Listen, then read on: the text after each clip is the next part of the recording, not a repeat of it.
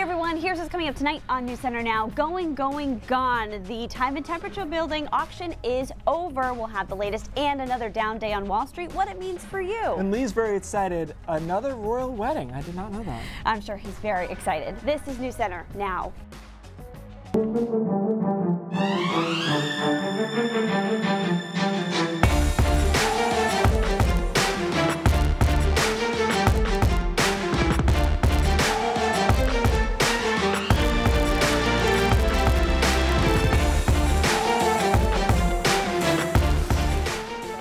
Passing through on 295 or you live or work in Portland, it's been a fixture in our community for decades. Time's up for auction. Portland's time and temperature building. That's kind of a big deal. I'm Keith Carson, by the way, and for Lee Goldberg / Coco. Exactly. I'm third. You were third on the list today. I get Sorry, it. I totally understand.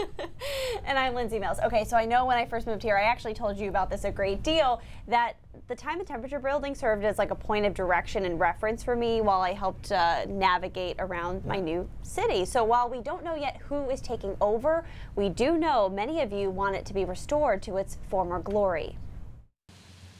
I love the time and temperature building. It's iconic. It's been a staple of Portland since I was a kid. I always look for it every day, at least once. I look for it, see what time it is, so it means a lot. Like a beacon for pedestrians, Portland's time and temperature building has been a constant in the community for nearly 100 years. It was built in 1924. In 1962, floors 13 and 14 were added. And we believe the sign went up around 1964. Julianne Larry of the Greater Portland Landmarks used to work at the time and temp. One of the great memories I have of it is that the mail chutes are still in the building, and so you could drop mail in from like the 8th floor and it would zoom down to the lower floor of the building. Long before the days of text messages, this was the state-of-the-art way to get a message across town.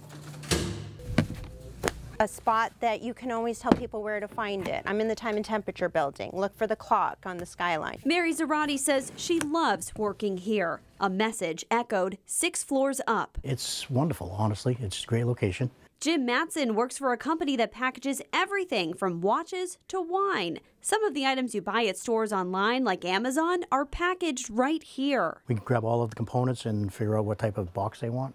Matson and Zarati are among the few who still work at the time and temperature building. After years of being neglected and tenants vacating, it was seized by a collections agency 2 years ago. But it went up for auction this week. The bidding was expected to close at 1:30. Instead, it continued to increase in short increments of time until just before 2. The final bid, $9.3 million, before the number vanished, replaced with the word sold. I really hope somebody buys it who can put all the money it needs to restore it to its glory. A new chapter beginning for an iconic building in Maine's largest city. And by the way, Bill Green was my photographer today, so I think I've made it. Not only did we have a blast barging into offices inside the building, but we actually texted back and forth to coordinate that mail shot from that 5th floor to the lobby. So I said, okay, ready? Do you have it? And I'm texting him, and he said, go. And then I sent the mail down. So it really defeats the purpose of going back in time. I thought it was good. Also of note, you know how we do That's So Maine? I think we're going to do it later. The fact that 14 stories is enough to be the tallest building around here, that's so Maine. Although we think it's the Franklin Towers, technically. Right, there's some debate over which building is the tallest, but yeah, 14 stories. I mean, should there be any debate, or someone should just go measure it? Maybe it's like an app on my iPhone for that. We'll go? Yeah, we could just. I think we could just measure it. But anyways, let's take a look outside. A nasty day, statewide rain, pockets of some heavy stuff over northern Maine. But that's how it's been all day today. Consistent rain, periods of heavy downpours, and still more back to our south and west. So tonight looks wet as well, at least through the first half of the night before we start settling down after midnight tonight. Temperatures flat, obviously. Yesterday's temperatures, a memory, pushed to our south with a dramatic cold front passage yesterday afternoon and into last night. Now we're in the 40s and 50s at best.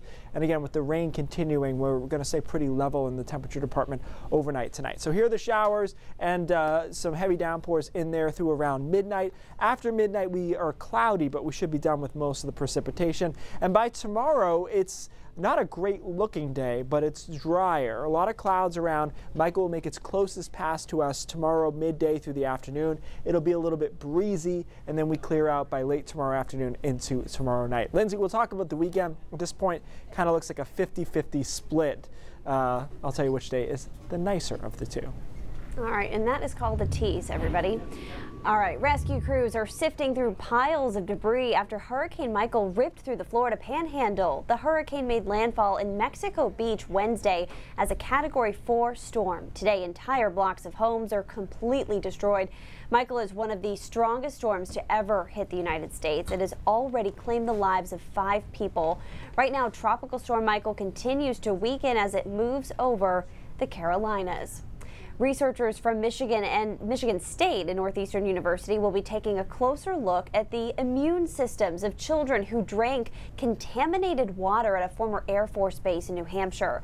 More than 300 children have elevated levels of the chemical known as PFAS after drinking water at daycare on Pease Tradeport. National health experts will follow these children and 1,000 adults late next year for the first of its kind federal health study. But a group of moms say questions about their kids' health can't wait. The moms, known as Testing for Peas, just secured a $2.5 million grant for a study that will measure the impacts of PFAS. It has on the immune system after children received 2 different kinds of vaccines. It's going to evaluate the efficiency of your immune system to fight back on those after you have those vaccines. The moms are also working with an out-of-state lab that will analyze water being treated from 2 different wells on the base. The plant is using a carbon and recent filtration system for 13 different PFAS chemicals. The economy has been doing so well that most of us haven't been paying too much attention to the stock market, but for the second day in a row now, the Dow plummeted, and that's catching people's attention. Yeah, that's how we work, right? Only negative stuff keeps our attention. And we're asking, should we be worried? According to Jennifer Cook, the Senior Vice President of Norway Savings Asset Management Group, the volatility happened because of rising interest rates. Cook says naturally that has people gravitating towards investments that can give a higher rate today than they did a month ago, like bonds. She adds that the stock market has a great run in the last couple of years, but that can make many people nervous, expecting a correction or fallout. Cook says the most important thing to do when the market plunges is not to panic. The one thing that we tell our clients not to do is not to make a decision on an emotional basis. Don't make a knee-jerk decision. Make sure that that you have a plan. Now may be a good time to review the plan and to make changes if necessary.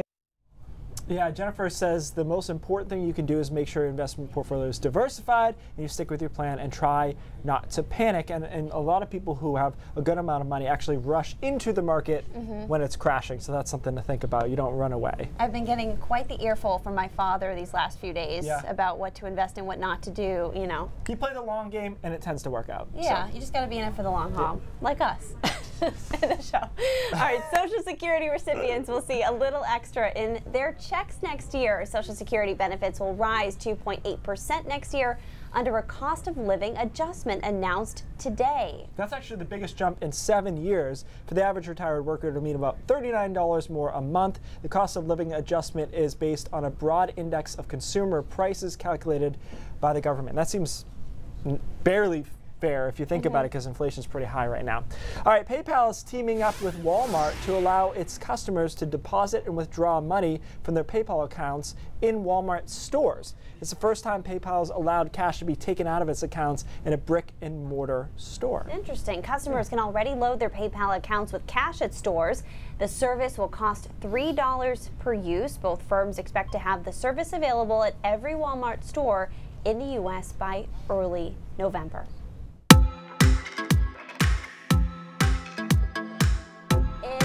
Prime time for those fall pictures, and this one caught our eye.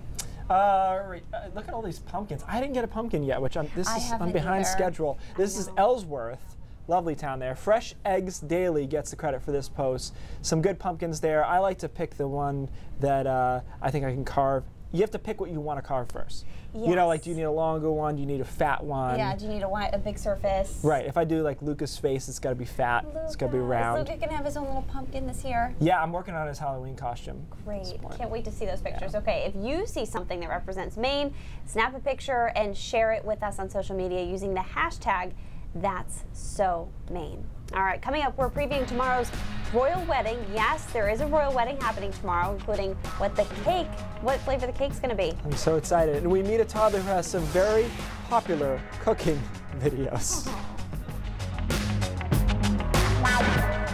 All right, 2 astronauts from the U.S. and Russia are safe after an emergency landing in Kazakhstan following the failure of a Russian booster rocket in the International Space Station. Wow, yeah. NBC's Kelly Kobiea reports. A dramatic emergency landing in Kazakhstan today. 2 astronauts, both in good condition and safe after this emergency landing. Astronaut Nick Hague from Kansas, an Air Force colonel and husband and father of 2. There is liftoff. Was on his first flight into space this morning, along with Russian veteran cosmonaut Alexei Ovchinin.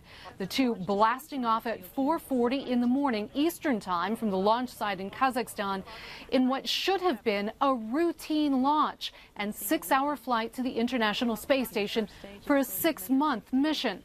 But just a few minutes after launch, there was an engine failure on the rocket booster. The crew had to basically fall back to Earth, what NASA calls a ballistic descent, a controlled fall, but no less dramatic and very unusual. This particular Soyuz rocket is extremely reliable and has a near-perfect record. The mission now clearly aborted. Doctors say they've checked both astronauts and say both are uninjured. Russia's deputy foreign minister says manned space flights are now on hold until they figure out exactly what went wrong. Kelly Kobiea, NBC News, London. Okay. Tomorrow will be the 2nd royal wedding this year. Princess Eugenie of York and Jack Brooksbank will tie the knot at St. George's Chapel at Windsor Castle. London-based baker Sophie Cabot said she would be preparing 2 cakes for the couple's wedding. Cabot did not give much away. She said the cake has an autumn feel to it. She added that it's decorated with lots of beautiful sugar work. There'll be both chocolate cake and a red velvet cake. And she also added nobody cares about any of this.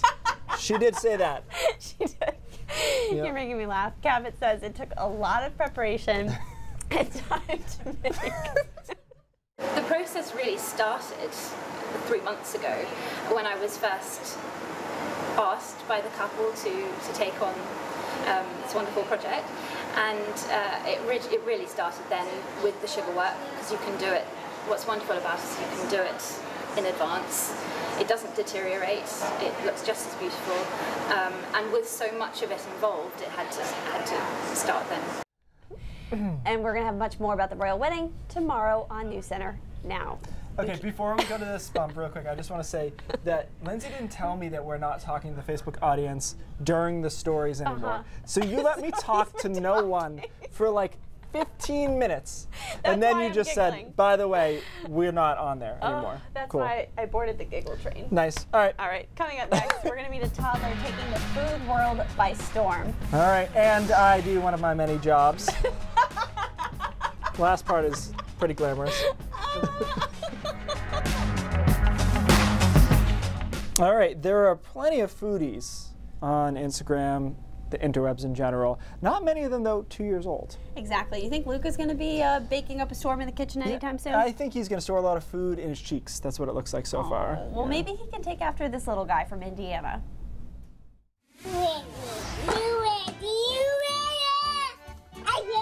If you haven't figured it out by now, Roman is ready. June 19th, he turned 2. Going viral just 2 months later, his mom says millions of people have watched what is now the viral cake video. All started due to what she calls a happy accident. We were outside and it started to rain, and Roman hates coming inside. So I was like, how am I going to get him in so he doesn't fuss? So I was like, let's make a cake. Let them make cake. So they did, and viewers on Ayla's YouTube and Facebook pages ate it up. It's listed 140 countries that it's been in. These countries include the U.S., Canada, Australia, Germany, and even the Netherlands, just to name a few. I asked him to ask the ingredients, and I asked him the baking instructions.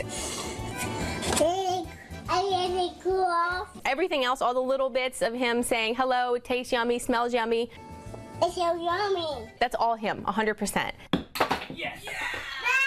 And with Roman's new taste of success comes appreciation in many forms, including gifts, like this food truck, a gift from Amazon's PR team. Her brother sends us message after message every day. We got something new, got this. So many gifts, Roman's father says it was decided to have them sent to his wife's brother's game store instead of their front door. We gave them that address so we don't have packages and packages piling up at our door. Viewers also showing appreciation through their powerful personal stories. Ayla says one woman struggling to have children reached out to her after the video went viral. She contacted me and said that she's been going through in vitro and hasn't been able to get pregnant, and they've been struggling for years. And she says he filled her heart with so much hope that she's not giving up. Roman gave her that hope that she's going to have it someday. And I messaged her, and I did cry when I read it. It's all gone.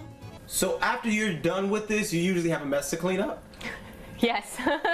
As long as he enjoys it and everybody else enjoys it, I'm happy. Okay, bye. So cute. That's kind of like an inherent thing. Luca's just now trying to learn how to eat little purees and stuff. And what he wants to do more than anything is just put it everywhere. Oh, yeah. Like I thought that was like a toddler thing. He's 6 months and he's just like, thanks for this spoon. Now go get it. Go get it, So man and woman. steps in. Yeah. Oh, yeah. Steps are in. What do you think of today? Pretty nice weather, huh? Yeah. Oh, man. You know what, though? Because I was with Bill Green, being outside, having to work outside was not that bad in the rain. It's usually prepared for this kind of thing. Still pretty nasty though, pretty much statewide with the rain. And that's how the rest of tonight will be as well. This is one of the stronger slugs of precipitation coming through right now across the mountains and across northern Maine as well. But just a steady, moderate rain elsewhere. And it's been that way through mid-morning, so I'm interested to see some of the rainfall totals we end up with because it has been raining for a while and there's been almost no break. Still more off to our south and west, a little thin line of thunder showers out there across central parts of New York State. So all of this still has to move through later tonight, and it'll be out of here by about midnight, depending on your location. Temperatures, man, you remember yesterday it was 83, 84 degrees. Not today. 40 in Caribou, 52 in Wiscasset, 52 in Sanford. And temperatures aren't really going to move that much here during the overnight hours. They'll be kept consistent by the cloud cover and by the shield of rain. So it's raining here through 10, 11 o'clock, and then by midnight, most of the rain is gone. Still a couple of isolated showers around. And tomorrow is not a great day. It's cloudy and it's breezy. And it's breezy because what's left of Michael will be passing as close as it's going to get to us, kind of the eastern part of the Gulf of Maine, tomorrow midday through the afternoon. So we'll get some of the winds left from that wind field, and it will be cloudy statewide until late afternoon. Might get a little clearing late afternoon into early evening, and then we set up on Saturday, and Saturday unfortunately gives us more clouds and a chance for an isolated shower. Sunday though looks good, definitely the better of the 2 weekend days. Here is what's now Tropical Storm Michael, and this is as expected. As it moves quickly, gets picked up by the jet stream, it gets stretched out, elongated, and becomes more of what looks like a mid-latitude storm. So it doesn't have its tropical characteristics left at this point, and that's what's going to pass to our south and east tomorrow. It won't look anything like it did yesterday and yesterday afternoon. Okay, it's important to stay active. They tell people that, right? It's going to be very active the next week or so. There's our system, Michael, going off to our south and east. A little bit of shower activity on Saturday, quiet Sunday. Another batch of some rain on Monday afternoon into Monday night. And then another impulse of energy coming in Wednesday into Thursday. This one notably will mix with some snow in the mountains, and it may happen again on Friday. So, you know, it's not a huge deal, but it's worth noting that we'll probably briefly whiten up the mountains at least next week at some point. And, you know, a lot of times it doesn't stay. Like, I don't think we'll have 2 inches on the ground in Rangeley at the end of next week, but it'll be flaking up in the mountains. Pretty confident of that next week. And you can see the overnight lows are chilly, so it's happening overnight, especially Wednesday night into Thursday, where the temperatures there are in the 20s. So we're switching very quickly. You know, just the other day I was going to use my air conditioner, and that's how it is now. A couple days, 5 days, we'll be back over to the heat. Last night was a weird change real quick. Yes. It was, what like 6:30 p.m. It was still kind of humid, sticky outside. Yep. And then I have my unit set onto auto. Yep. And I actually felt it change from air conditioning to heat. Yeah, it that front one came through. It was really dramatic. We dropped, I think, 15 degrees in about an hour. Yeah, so, I mean, we took the dogs out at one point. It was muggy. The next minute, it was rainy, raw, and cold. Yeah. Tito's crazy. Glad you got that done. Yeah, Tito was not happy about it. All right, a lot of you on SnapMaps posting, or on Snapchat posting things that to you are oddly satisfying. So we're going to take a look through SnapMaps today. Let's take a look at this first one. Leaves crunching, not just like while you're stepping on them, but I guess picking them up and crunching them with your hands. It looks like a little kid. I bet that's cute. Could be Is that a little kid? Could be a kid hand. I don't know. I can't identify people just by their hands. So I did hand model briefly, but taking off sunflower seeds, I don't think I've ever done that. So no, that does look satisfying actually. I can see that. Two drills. Oh. I don't think I'm into that one. Me neither. I don't think I'm into that one. I'm not into that either. You know what that looks like? a hand hole. Like someone's gonna get. Someone's gonna get hurt. Yep. Yeah, that's. Don't try that at home. And then what's this last one? Playing with slime. Ooh. Remember that stuff? Was it called Galaxy Goop? Yeah. I think it was back in the day. This is fun to make. It's actually not that hard. You just need some Elmer's glue, you need some contact lens solution, some food dye, and boom, there you go. So good job, everyone, except for the drill people. Yeah, exactly. That didn't work for us. All right, a lot more coming up on News Center Maine at 5:30. We're going to check in now to see what is going on. Hey, Cindy. Hi there. We have heard a lot about the 2nd District congressional race in the state of Maine. Haven't heard so much about the 1st. Well, tonight we're going to talk about that and how ranked choice voting could really make an impact on this race. Just to give you an idea, for the first time, the incumbent in that race is running a TV ad, first time in 4 years. Also, a Maine family that plays in a band together. We're going to hear their music and see where they like to play, kind of a Maine Partridge Family, or is that way too old a reference for you guys? No, I do. I'm going to call Lee. I'm going to phone a friend. Ask him about it. Lee, tell us about the Partridge Family. Let's, we got some raindrops next. Are we doing that We next? sure do. Stick around. We'll be right back.